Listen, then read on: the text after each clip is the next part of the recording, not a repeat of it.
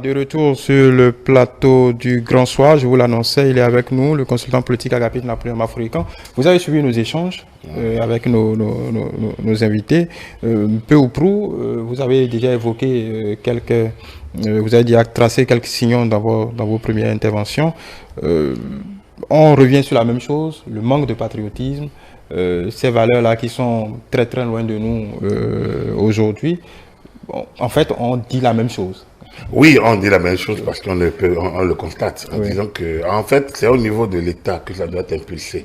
Et comme certains l'ont dit, c'est l'État qui doit l'impulser. Vous savez, sous la Révolution, comme je l'ai dit toujours, et heureusement, certains l'ont également rappelé, il y avait cette émulation vers le patriotisme. Il y avait une sorte donc d'appropriation de certaines valeurs. Quand on dit d'ailleurs que comptons d'abord sur nos propres force, sur nos propres ressources.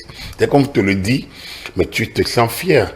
Pas parce que tu penses que tu as tout pour être toi seul, mais tu sais qu'à partir de ce que nous avons, nous devons produire, construire.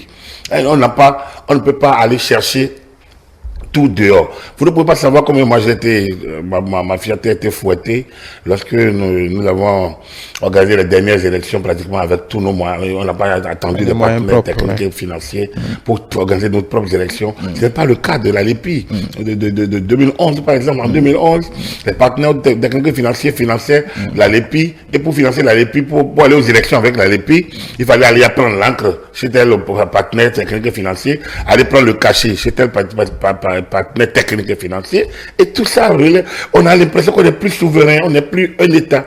Et donc, l'État doit, maintenant, à l'interne, pour pouvoir se satisfaire du comportement de ces populations, doit créer les situations d'émulation. Ce que je parle avec ces martyrs de ces janvier 77, c'est le contexte dans lequel ils sont intervenus. Ce contexte est important.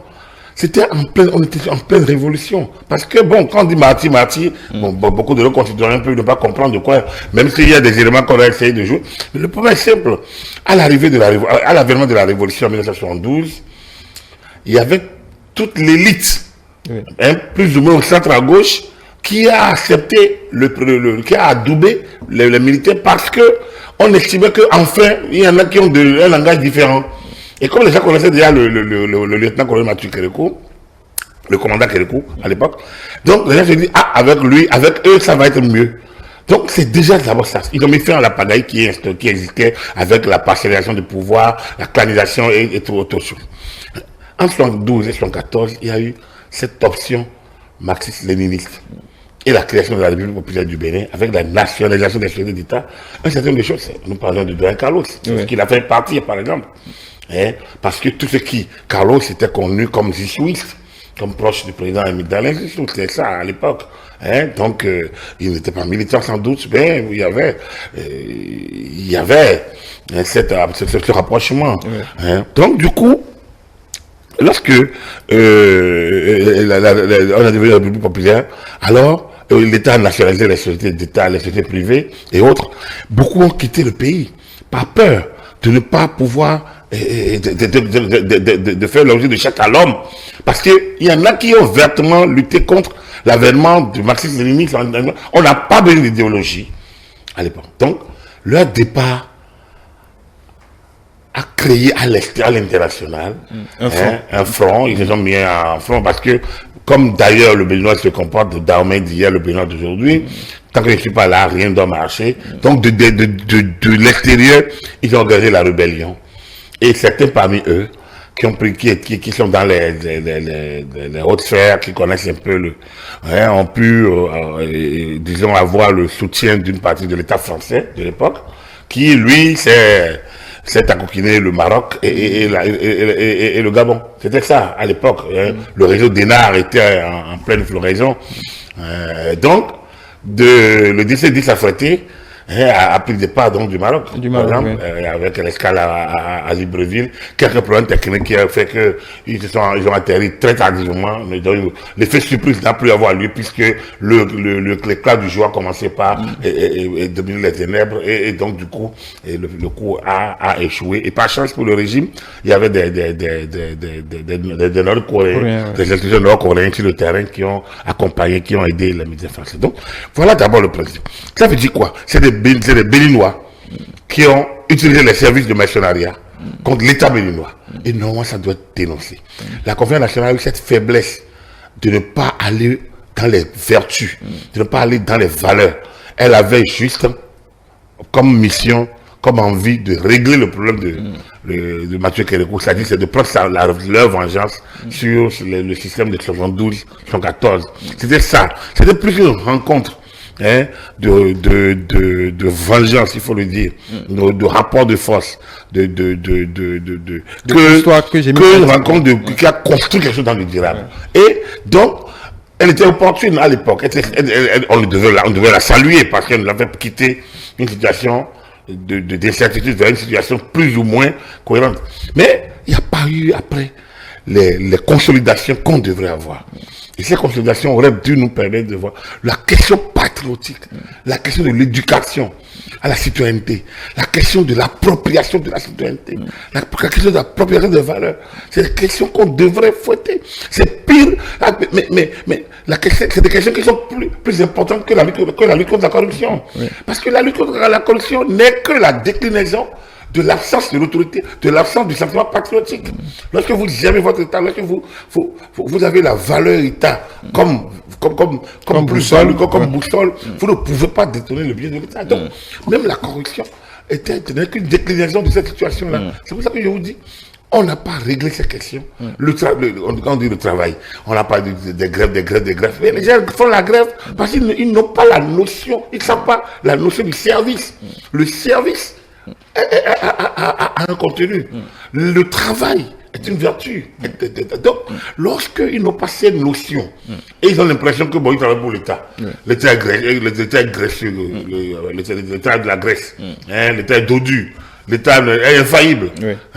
Donc, quand ils voient dans la fonction chef que la jouissance, ils ne voient pas le service, ça cause un problème. C'est tout ça qui conduit à la banque, qui a conduit. Voilà. Est-ce que vous faites le même parallèle avec 2019, comme Gangana et Julio Tométi l'ont fait? Je ne peux pas ne pas faire le parallèle. On ne peut ne pas le faire. Ce n'est pas que 2019. Mais 2019 est le plus criard. Il y a eu 2021. 2019-2021, c'est criard. C'est criard. Mais le drame, c'est que ça ne heurte pas une certaine élite. Parce qu'elle n'est plus au pouvoir. Vous entendez déjà banaliser ça.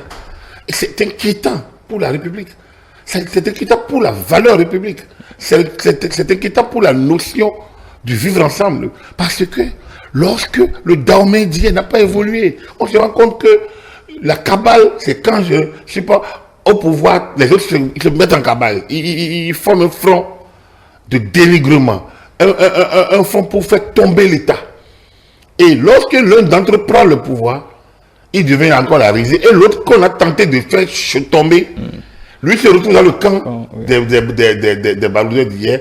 Et l'un de ceux qui activaient, qui était dans l'activisme, devient alors la victime du jour. Et on a joué. Donc, c'est ça qui continue aujourd'hui. Moi, quand je vous me dis, en janvier 2016, quand vous avez vu les diatribes contre Boni Yahi, au champ d'oiseaux, c'était le 11 ou le 10. Au champ d'oiseaux, tout ce qu'on a dit contre Boni Yahi. Moi, je ne peux pas imaginer que moins d'2 ans après, des gens vont encore se retrouver dans le camp de Yahi pour dire il est le meilleur, il est ci, il est ça. Je ne peux pas imaginer que Yahi va encore porter la voix, faire le tour du pays, les gens vont ovationner. Mais c'est les mêmes qui hier. C'est les mêmes qui disaient n'importe quoi hier. Donc, c'est-à-dire l'émotivité nationale. Et ce sentiment du fait que je ne suis pas là, rien ne peut se faire sans moi, donc il faut tout chuter. C'est ça qui nous conduit à là où nous sommes. Et c'est ça qui a conduit au 16 janvier 1977. Ce n'est pas une affaire de démocratie, c'est une affaire. Il y a une option révolutionnaire de l'époque.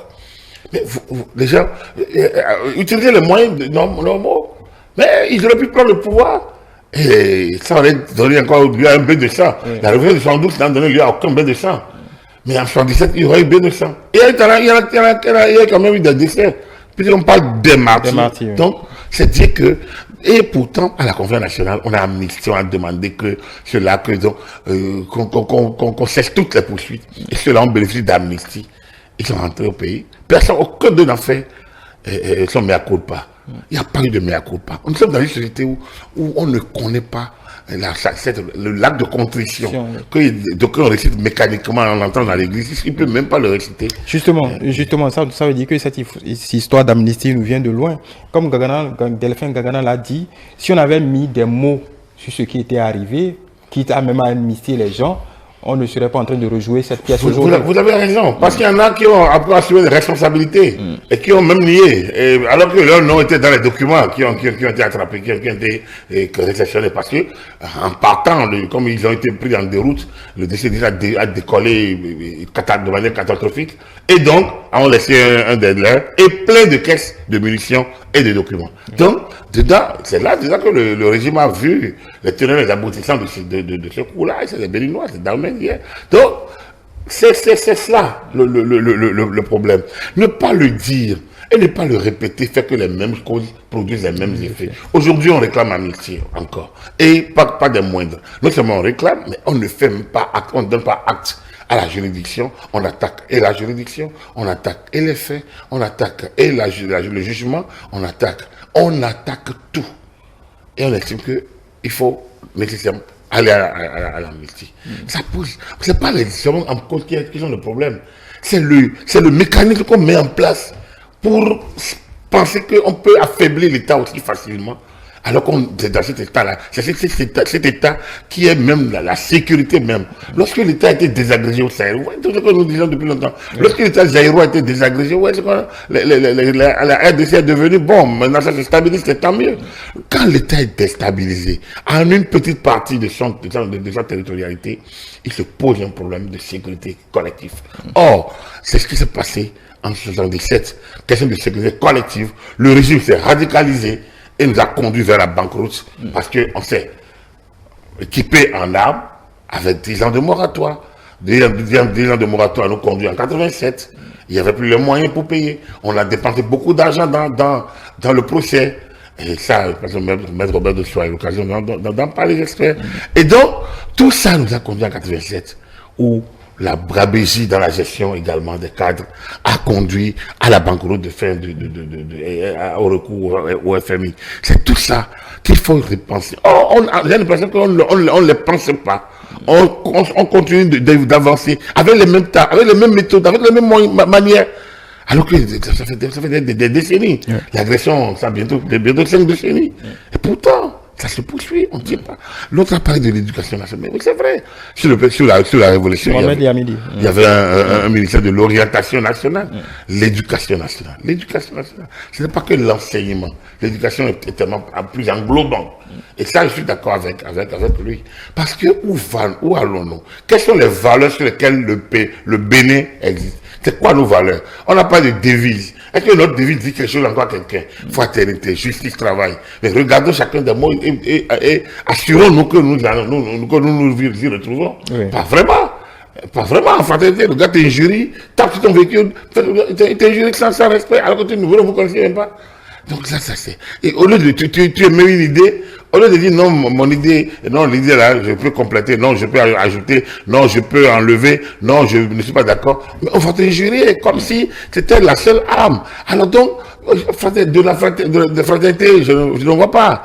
Et la justice, bon, là, c'est les gens qui jugent. On le fait fort et puis on avance. Donc moi, j'ai pas envie de me prononcer trop sur la justice. Mais et le travail. Est-ce qu'on travaille? Voilà la grande question. Lorsque vous mettez un peu demander à quelqu'un d'honorer son contrat, lui-même qui a signé pour travailler, ben, il va vous dire, voilà, donc, il y a même le beau mot travail n'a pas d'adepte. Hein, les gens se perdent. Tout le monde veut gagner beaucoup d'argent, peu de travail. C'est les souhaits de Nouvel An. Beaucoup d'argent, peu de travail. Et lorsqu'on se retrouve là, vous voyez que l'État n'a plus de valeur. C'est tout ça qui crée les situations, les certitudes parfois qui gagnent des jeunes, le rejet de la politique qui gagne certains, tout ça, voilà. Ils préfèrent aller chanter, danser avec les artistes. parfois qui ne sont pas très nécessairement, je suis vraiment des modèles, mais au moins ça dégage, ça leur permet de les déstresser ou alors se réfugier dans leur portable avec tout ce que cela comporte de trivial et de négatif. Voilà. On va s'en arrêter là pour laisser place à Angèle Tobola et ses invités pour une émission spéciale sur cette même question, sur la même problématique, sur le 16 janvier 77, 47 ans après. Nous, on va se retrouver à Agapit Napoléon. Oui, la thématique avec Angèle, c'est quand même assez intéressante parce que la question était de savoir, doit-on célébrer le 15 janvier 77 parce que il faut l'approche, est-ce que on doit avoir sur cette date ou sur ces événements-là l'approche idéologique ou plutôt une approche plus patriotique. C'est ça. Donc, est-ce que le 16 janvier 77 est une date qui ne peut être regardée que sous l'angle et patriotique ou alors sous l'angle idéologique. Oui. Voilà, en attendant de savoir ce qu'en pensent les invités, est-ce que l'un peut se faire sans l'autre? Oui, oui, c'est ça. C'est là, ce qui s'est passé en 90, c'est-à-dire que l'angle idéologique a pris le pas sur l'angle patriotique. Hein, là, aujourd'hui, on essaie d'ajuster, mais comme quelqu'un l'a dit, ce n'est pas que la fête des militaires. Donc, dans toutes nos administrations, on doit compter l'histoire, tout au moins en 1 minute, et faire signer, peut-être partager des photos, ainsi de suite. Faire en sorte que il y ait une émulation collective. D'émulation, que les gens sachent que lorsqu'on tombe sur le coup de la révolution, enfin, lorsqu'on tombe du point de vue en défendant l'État, on est récompensé par l'État. Vous honorez l'État, l'État doit vous honorer. Et c'est cela. L'État béninois a fait beaucoup de force ces temps-ci. C'est bien de le dire parce que peut-être je pense qu'on peut aller encore un peu plus loin. Oui, justement, je vous pose la même question pour finir, on fait un peu de rab.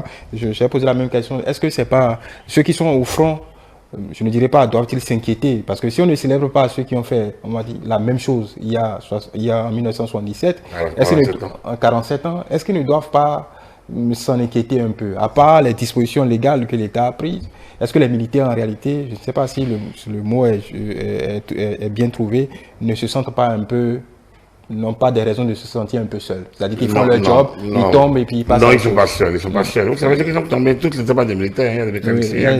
Voilà, donc ils ne sont pas tous des militaires. Mais non, les militaires ne se sentent pas seuls, ils ne sont pas, il y a le peuple avec eux. Vous sentez vraiment que le peuple est avec eux? Bien parce que on constate aussi que, bon, comme ailleurs, dans d'autres pays, les chiffres devient anecdotique. Oui, bon, aujourd'hui, 2 soldats sont morts. Non, le problème est que dès lors que des gens, des groupes armés non identifiés peuvent pénétrer sur le territoire national, on n'a pas de soldats à chaque millimètre de frontière. Donc la frontière a son aspect poreux. Non, je pense que l'État fait de son mieux en la matière. L'État fait beaucoup de son mieux. C'est pas qu'il pas des milliers non plus qui tombent. Un tombe, c'est déjà beaucoup, mais relions les choses là comme il faut pour ne pas créer une certaine situation. Donc, ils ne sont pas nombreux, s'ils ne sont pas si nombreux à tomber. Mais déjà, le peu qui est tombé, c'est déjà des manques à gagner pour leur famille, c'est des manques à. C'est un enfant, c'est un père, c'est un époux, c'est un grand-père peut-être qui disparaît. Je pense que l'État fait de son mieux. C'est pour ça que la question doit être réouverte. Est-ce que le 16 janvier 1977 doit être perçu sous l'angle patriotique ou idéologique. Selon la réponse, on peut expliquer un certain nombre de contre-réponses pour pouvoir montrer clairement notre position.